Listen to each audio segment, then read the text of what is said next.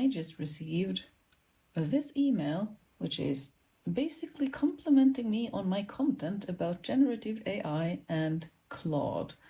And for anyone who watches my content regularly, could you please point me to where I have talked about generative AI or ChatGPT or any of those things at all? I mean, I think I used it once in a video to generate an image with cursed hands to make a point about it, but I have not used it since, and I intend not to. I intend to keep not using it, in fact.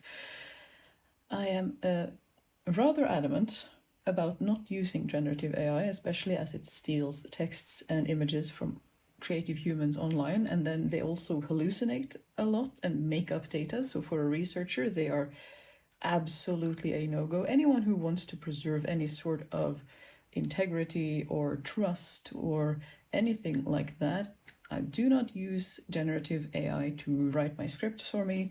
I do not use generative AI to look for references for me. I don't use it to summarize articles for me. Of course, that makes me slower, but again, there was that whole point about integrity, and once you lose it, that's it.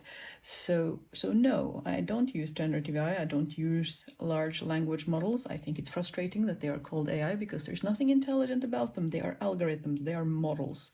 What I do use are pattern recognition AIs, which are also algorithms, but they work differently.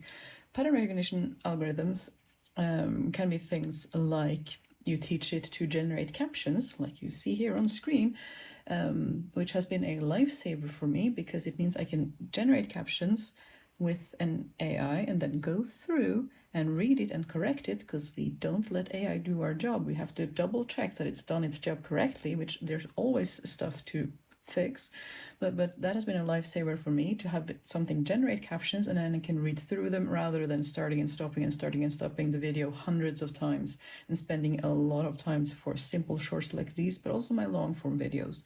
So auto generated captions help me a lot. Sometimes I also change the length of a music clip to be slightly longer or slightly shorter if that is relevant.